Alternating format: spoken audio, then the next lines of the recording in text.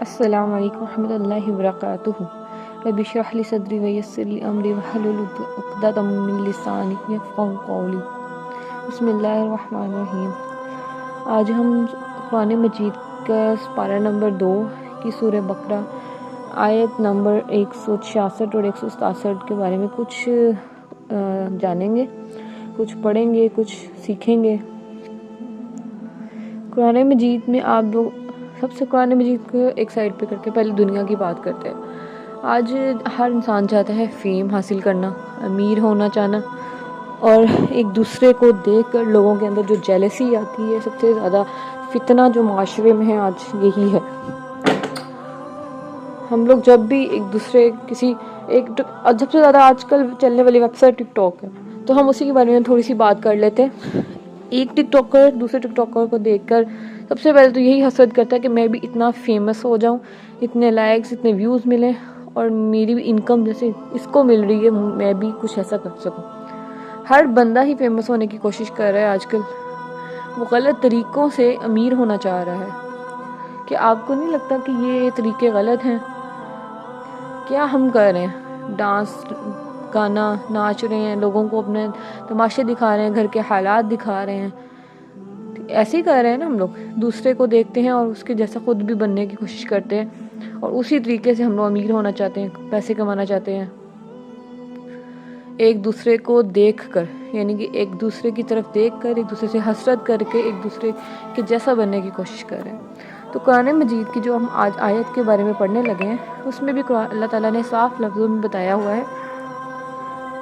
تو آیت نمبر 166 سورہ بقرہ کی اللہ تعالیٰ فرماتے ہیں، جبکہ وہ لوگ جن کے کہنے پر دوسرے چلتے تھے ان لوگوں سے صاف الگ ہو جائیں گے جو ان کے کہنے پر چلتے تھے، اور سب عذاب کا مشاہدہ کر لیں گے، اور باہم ان میں جو تعلقات تھے اس وقت سب قطع ہو جائیں گے۔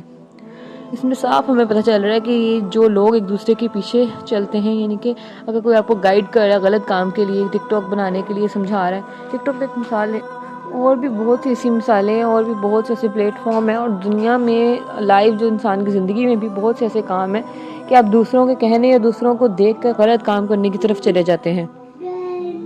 تو اللہ تعالیٰ یہاں صاف بتا رہے ہیں کہ جو لوگ دوسروں کے کہنے پر چلتے ہیں، یعنی دوسروں کے پیچھے لگ کر اپنا کام خراب کرتے ہیں، وہ قیامت کے دن جب جن کے وہ پیروی کرتے ہیں، وہ جب یہ سارے لوگ عذاب کو دیکھ لیں گے تو یہ ایک دوسرے سے تعلق توڑ لیں گے۔ کوئی جو سمجھا رہا ہے آپ کو، ایک بندہ ہے ایک مثال کے طور پہ، تو آپ اس کے کہنے پہ سارا کچھ چل رہے ہیں، لیکن قیامت کے دن وہی شخص آپ کو کہے گا کہ میں تو تمہیں جانتا ہی نہیں، میں تو اپنے اعمال کے طرف جا رہا ہوں، اپنے اعمال دیکھ رہا ہوں، تو میں نے تمہیں نہیں کہا تھا کہ میرے پیچھے چلو، میری بات مانو، یا وہ آپ کو بھول جائے گا بالکل۔ اس وقت اس کی آیت نمبر 167 میں آگے سے اللہ تعالیٰ فرماتے ہیں، جب یہ تابع لوگ یوں کہنے لگیں گے کسی طرح ہم سب کو ذرا ایک دفعہ دنیا میں جانا مل جائے تو ہم بھی ان سے صاف الگ ہو جائیں گے۔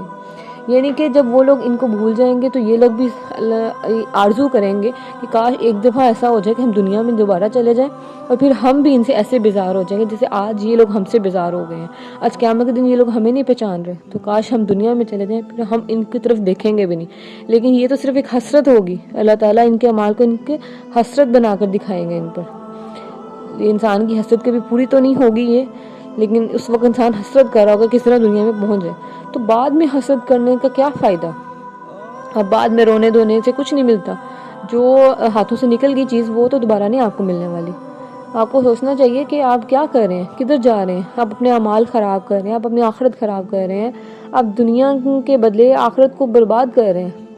آپ کو چاہیے کہ آپ اپنی آخرت کو درست کریں۔ دنیا تو عارضی ہے، آخرت تو ہمیشہ ہے، اور اس کے عذاب اتنے سخت اللہ تعالیٰ نے قرآن مجید میں بتائے ہوئے ہیں کہ کیا کبھی بھی آپ نے غور نہیں کیا ان عذاب، ان کے تذکرہ نہیں کیا آپ نے کبھی بھی؟ آپ کو سوچنا چاہیے کہ آپ کس طرف جا رہے ہیں۔ اللہ تعالیٰ فرماتے ہیں ایک جگہ کہ انسان کے رزق کا میں ذمہ دار ہوں، اور اس کی مغفرت کا انسان خود ذمہ دار ہے. یعنی کہ انسان کو چاہیے کہ اپنی مغفرت کے لیے کوشش کرے، اپنے آنے والے کل، اپنی آنے والی زندگی آخرت کے بارے میں، جو ہمیشہ رہنے والی زندگی ہے اس کی بارے میں فکر مند ہو، اس کی کوشش کرے. لیکن ہم دنیا کے چند پیسوں کے لیے، اس رزق کے لیے ہم لوگ غلط کام کرتے ہیں، حلال کی جگہ حرام کام میں انوالو ہو جاتے ہیں اور حرام کمائی ہماری ہو جاتی ہے. ہمیں پتہ بھی نہیں چل رہا ہوتا کہ ہم لوگ حرام کی طرف جا رہے ہیں، اور ہم ایسے اس میں مشغول ہو جاتے ہیں، شیطان ہمیں اس طرح ان کاموں میں لگا دیتے ہیں کہ ہماری سمجھ بھی کام نہیں کرتی کہ ہم حرام کھا رہے ہیں کہ حلال کھا رہے ہیں. ہمیں سمجھ تمیز ہی نہیں رہتی ان دونوں میں فرق کرنے کی. تو آپ لوگوں کو غور کرنا چاہیے، دیکھنا چاہیے، ایک دفعہ اپنا محاصرہ کرنا چاہیے. جب رات کو سونے سے پہلے ایک دفعہ اپنی زندگی کے بارے میں سوچیں کہ آپ کیا کر رہے ہیں، آپ کس طرف جا رہے ہیں، آپ کیا چاہتے کیا ہیں. آپ صرف دنیا جینا چاہتے ہیں؟ اگر تو آپ صرف دنیا چاہتے ہیں تو پھر اللہ تعالیٰ کہتے ہیں میں تمہیں تمہاری دنیا دے دوں گا. اللہ تعالیٰ قرآن پاک میں یہ بھی فرماتے ہیں کہ جس شخص نے دنیا مانگی اس کے لیے دنیا ہے، اور جو آخرت کے لیے سب کچھ چھوڑ دیتا ہے تو اس کو بہترین اجر دوں گا، آخرت میں بھی اور دنیا میں تو ہے ہی ہے. دنیا میں تو اللہ تعالیٰ اس کے لیے بے شمار رزق کے ذخائر کھولتے ہیں، اور آخرت میں تو اس کے لیے بہترین اجر موجود ہے. تو آپ کو چاہیے کہ صرف اللہ رب العزت کے بتائے ہوئے راستے پر چلیں، حلال حرام میں فرق کی تمیز سیکھیں، تاکہ اللہ تعالیٰ آپ کے لیے بہترین فیصلے کرے دنیا میں بھی، اور آخرت میں اجر آپ کا محفوظ رہے. آخرت میں اللہ تعالیٰ کے حضور حاضر ہونا، اس بات کی فکر رہے آپ کو. جزاکم اللہ خیر. اللہ تعالیٰ آپ کو بہترین کام کرنے کی توفیق دے. السلام علیکم ورحمۃ اللہ وبرکاتہ.